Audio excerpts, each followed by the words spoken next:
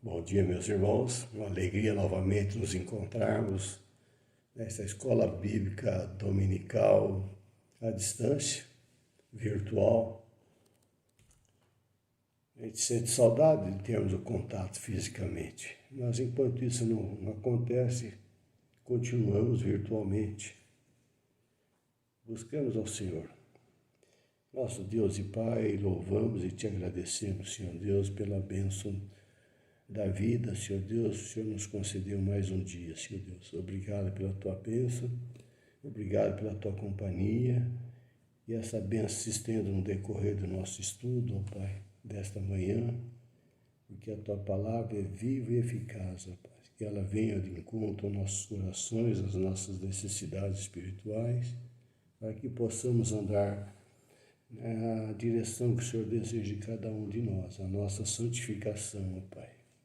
Obrigado, Senhor, por tudo que o Senhor há de realizar na nossa vida neste dia, Senhor Deus. Obrigado pela escola bíblica dominical, pela liberdade que temos de estudar a tua palavra, Senhor Deus. E teu Santo Espírito, Pai, venha intermediar no nosso estudo, Pai, completando no coração dos irmãos o que faltar da minha parte, Senhor Deus. O Senhor esteja abençoando também as demais aulas desta manhã, Senhor Deus, estenda a tua bênção sobre o teu povo na face da terra, ó Pai. Tenha misericórdia de nós, ó Pai, diante dessa pandemia, de maneira, Pai, que possa restabelecer a normalidade o mais breve possível, Senhor Deus. Fique conosco, meu Pai, em nome de Jesus. Amém. Então, voltando à nossa lição, será a lição número 2. E hoje nós vamos falar assim, ao anjo da igreja. O anjo da igreja são as 7 cartas a quem Deus usou João para escrever as cartas às 7 igrejas, né? São importantes, essas cartas são bem atuais, servem muito para nós. Olhando lá no passado, vemos o presente e nos alicerçamos no futuro, porque nos traz a base da nossa fé, para o fortalecimento da nossa fé, para que prossigamos o alvo e a nossa santificação. E o versículo básico desta manhã, desta lição, está lá em Apocalipse 3:22, que diz assim: aquele que tem ouvidos, ouça que a igreja... Desculpe, meus irmãos. Aquele que tem ouvidos, ouça o que o Espírito diz às igrejas. Versículo bem forte. Deus nos chamando para ouvir, para que nós tenhamos ouvidos atentos nas coisas espirituais. O que é que nós estamos ouvindo hoje? Às vezes dão muita atenção para as coisas do mundo. E Jesus veio nos chamar a atenção para nós ouvir o que o Espírito tem para dizer para as igrejas, tem para dizer para nós. Então nós vamos falar sobre as 7 igrejas, nós vamos falar pouca coisa, porque não dá tempo para falar muita coisa. E cada um também tem uma interpretação. Eu trouxe aqui um resumo, que eu espero que venha de acordo com o que Deus falou no coração, possa servir útil para vocês também. Aí vocês vão encontrar um mapa aí que está mostrando as 7 igrejas que ficava na Ásia Menor, que hoje é a Turquia, né? Então são as 7 cartas registradas no capítulo 2 e 3 do Apocalipse, que foram ditadas a João pelo próprio Senhor Jesus. Essas cartas contêm estímulo, advertências, elas servem para nós também hoje. E a primeira carta é dirigida à igreja de Éfeso, né? E no tempo dos apostólicos, Éfeso foi uma das cidades do Império Romano onde o cristianismo mais se difundiu. Paulo de Tarso e João Evangelista pregaram na cidade. A igreja que havia em Éfeso no fim do século I depois de Cristo. Então a primeira carta foi dirigida a eles, está lá em Apocalipse 2, de 1 a 7, né? Vocês podem ler. Essa era uma igreja ativa e valorizava o serviço e perseverava na doutrina. Soube repelir as heresias e foi elogiada pelo Senhor. Entretanto, seu zelo para com serviço e doutrina não eram suficientes. A igreja estava falhando no mais importante. O que era mais importante? Era o amor. Eles abandonaram o seu primeiro amor.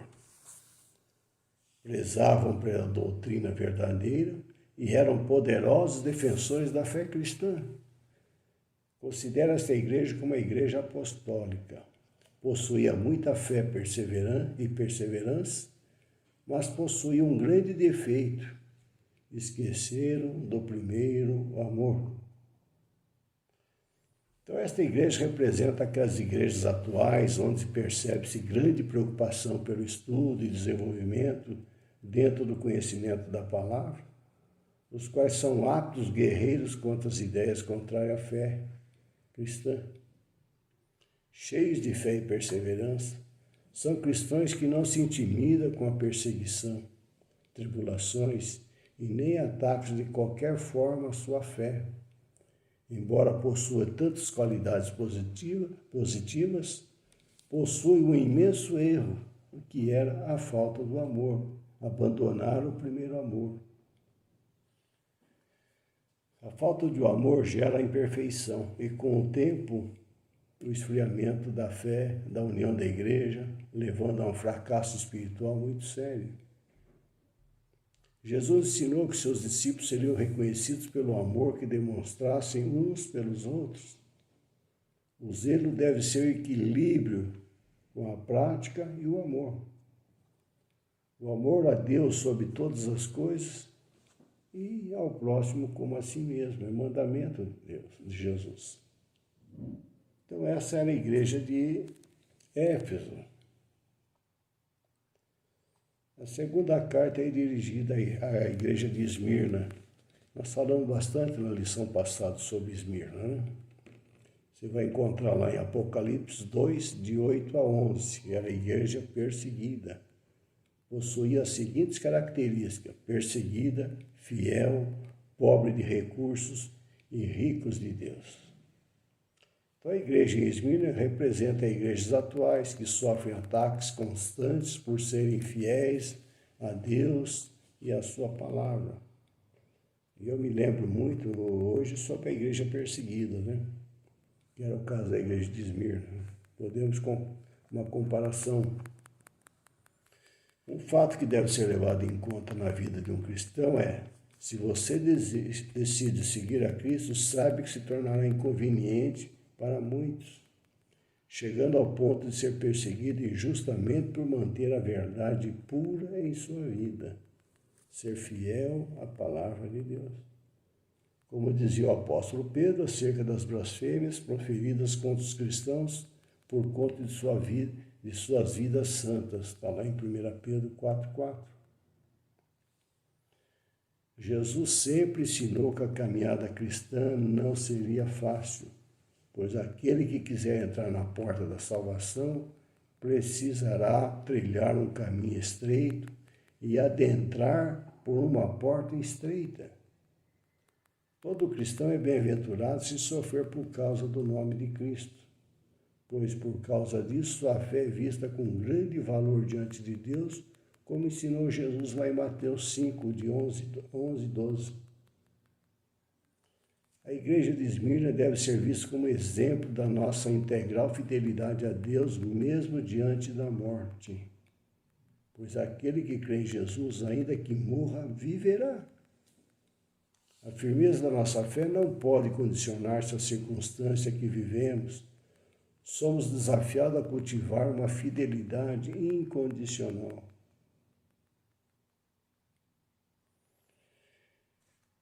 Nossa fé tem que ser íntegra. Não podemos ser politicamente corretos. A terceira carta foi dirigida à igreja de Pérgamo. Está lá em Apocalipse 2, de 12 a 17. Uma igreja que foi chamada ao arrependimento. Então, a igreja de Pérgamo, assim como as demais, apresentava as seguintes características. Estavam localizados na cidade, que era o trono de Satanás. Mas também havia um remanescente nessa igreja que se mantinha fiel. Então, parte da igreja apoiava as doutrinas semelhantes às de Balaão e dos Nicolaítas, né? Mas uma parte era fiel à palavra original, o amor a Deus, o amor a Jesus Cristo. Então, a igreja em Pérgamo é geralmente retratada como uma igreja adúltera, pois a mesma traiu o Senhor ao ter se misturado com práticas idólatras da cidade onde estavam. A igreja de Pérgamo representa as igrejas atuais que se esqueceram da verdade e deram ouvidos a doutrinas estranhas e se misturaram com as práticas de outros deuses, mesmo que ocultos. Mesmo não havendo entre nós muitos deuses de escultura, mas ocultamente há muitos deuses sendo adorados nas igrejas semelhantes às de Pérgamo. Pode-se comparar essa igreja àquelas que abandonaram a verdadeira adoração e adquiriram para si mestres segundo suas próprias preferências, que não pregam a verdade, mas somente aquilo que seja capaz de agradar os ouvintes. E Paulo, então, nos dá uma recomendação lá em Romanos 12. Não vos conformeis com este século.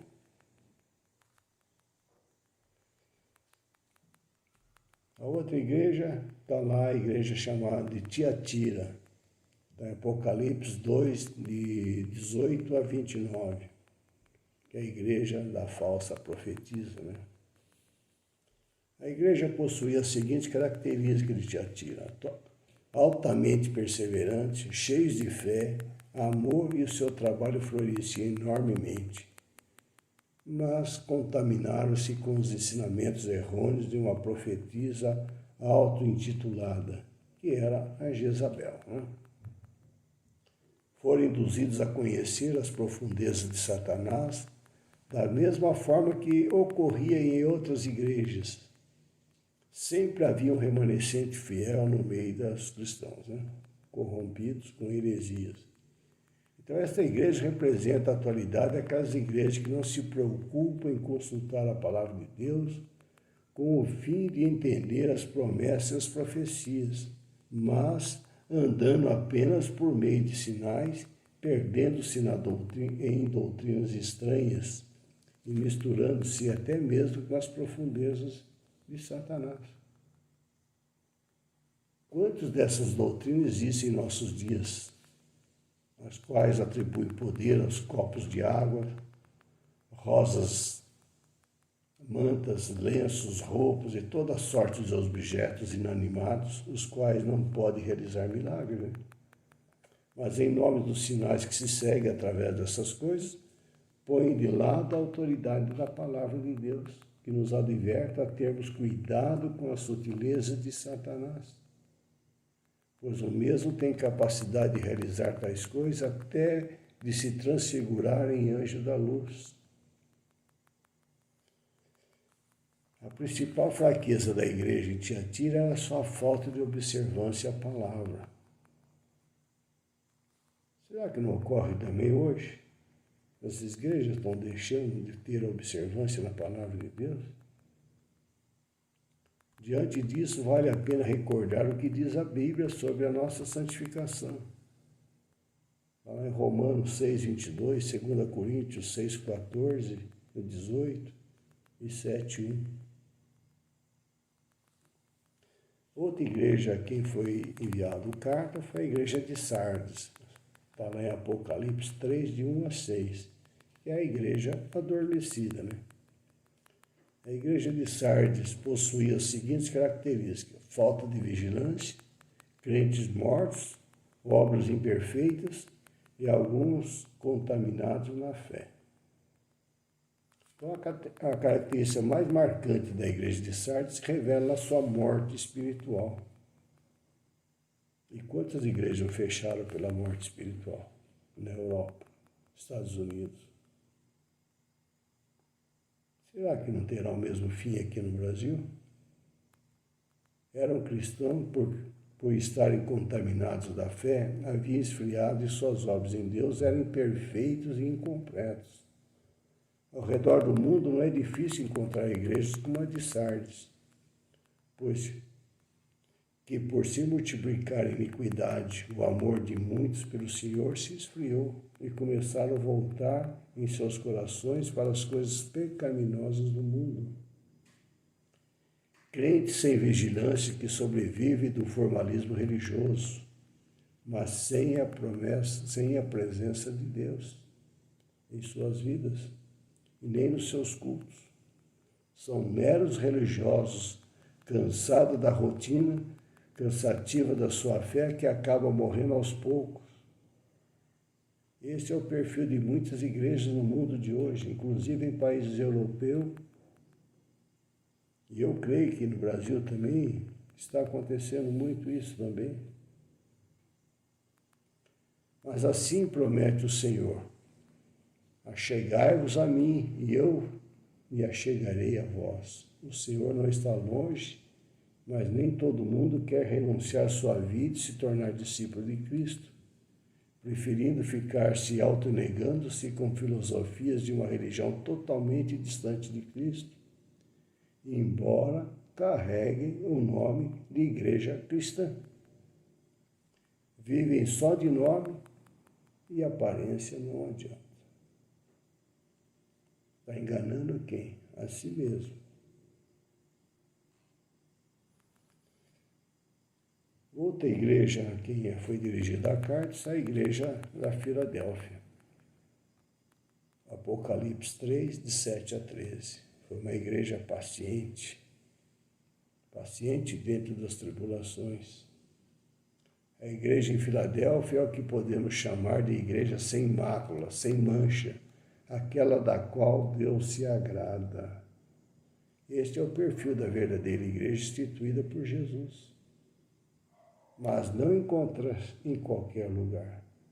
Esta igreja é formada pela reunião de todos os cristãos verdadeiros do mundo inteiro, dos quais o Senhor disse: não temais, ó pequeno rebanho, porque o vosso Pai agradou de dar-vos o reino. Lucas 12, 32.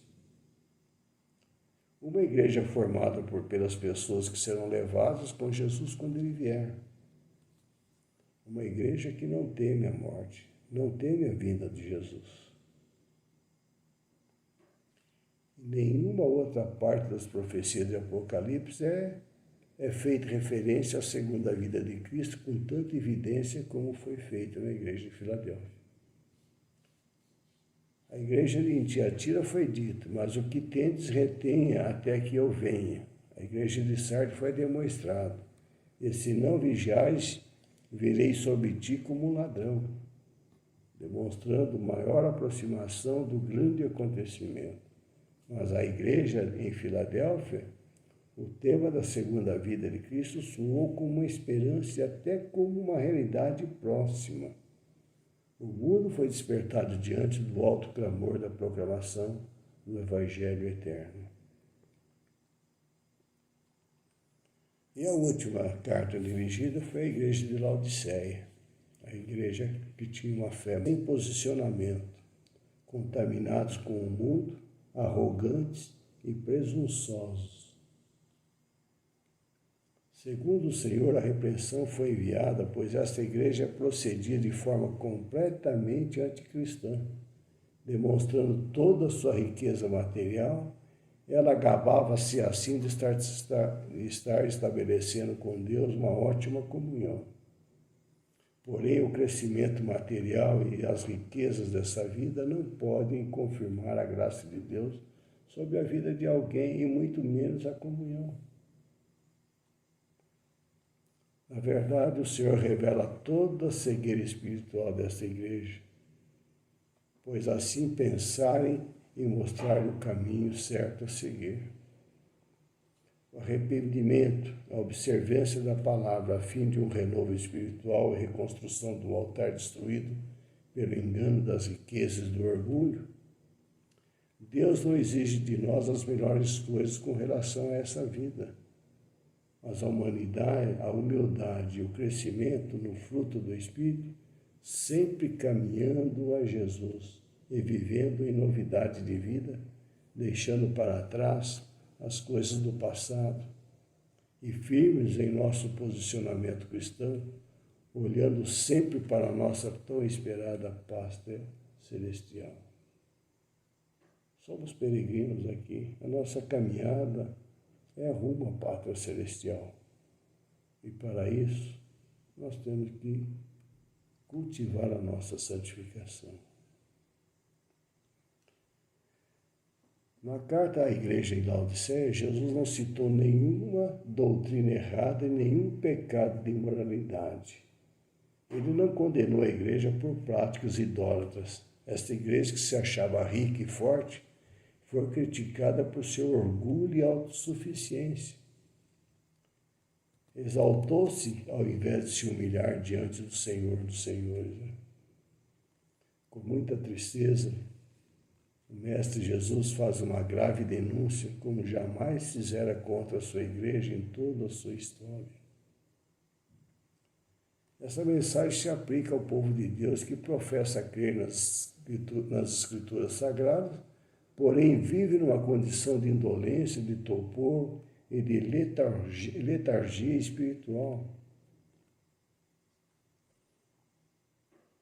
Seguramente podemos dizer que as características encontradas nas 7 igrejas do Apocalipse representam uma realidade presente e repetida em todas as épocas dentro da história da igreja, podendo ser percebida em cada congregação local. Ou seja, existem congregações hoje que se aproximam mais das características de Éfeso, enquanto outras ficam mais próximas da conduta de Pérgamo, como também dentro das próprias congregações podemos perceber pessoas que possuem um comportamento, enquanto outros claramente se parecem mais com a igreja de Filadélfia. Os tempos atuais têm exercido sobre muitas igrejas uma forte influência no sentido de conduzir uma visão materialista e uma vida à autossuficiência. Há igrejas hoje que se tornaram mais notáveis do que o Senhor, que pregam a autossuficiência. É uma insensatez que deve ser vencida o quanto antes. Então, essas cartas às 7 igrejas, elas abrem as cortinas e convidam os cristãos a olharem atrás do cenário para ver o lado espiritual das lutas que frequentemente desafiam nossa fé.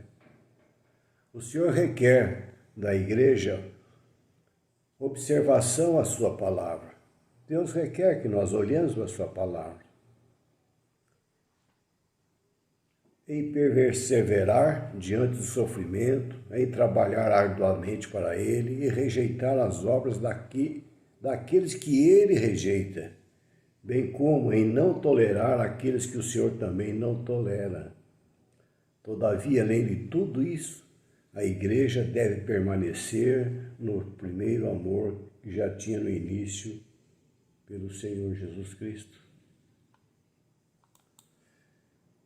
Ela não quer o esfriamento da sua igreja. Deus quer que nós sejamos perseverantes no amor a Ele.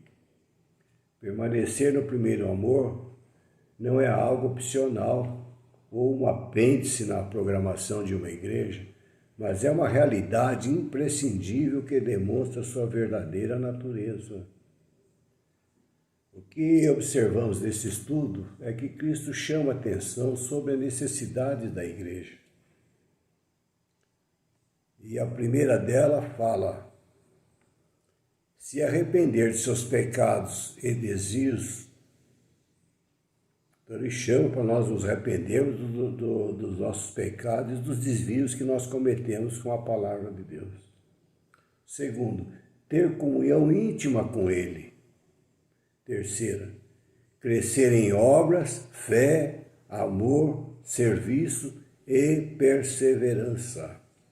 Quarto, obedecer a sua palavra com zelo, se desgastar servindo-o no seu reino.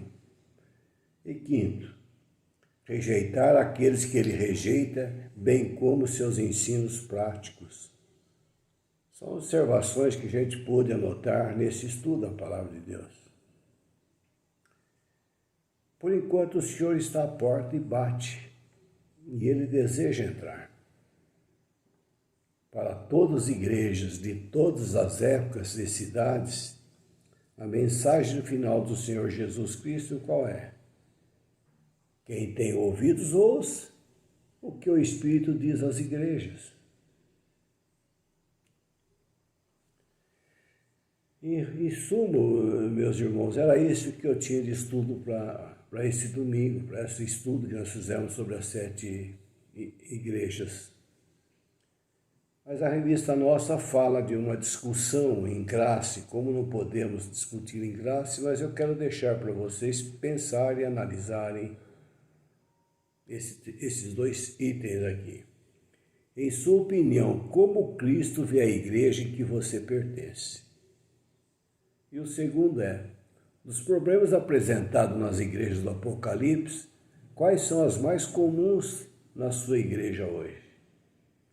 Então são coisas para pensar, analisar e que Deus tenha misericórdia de nós. Né? Então vocês ficam com Deus, um grande abraço a vocês e nos encontramos no próximo domingo com um novo estudo. Fiquem na paz do Senhor Jesus. Amém.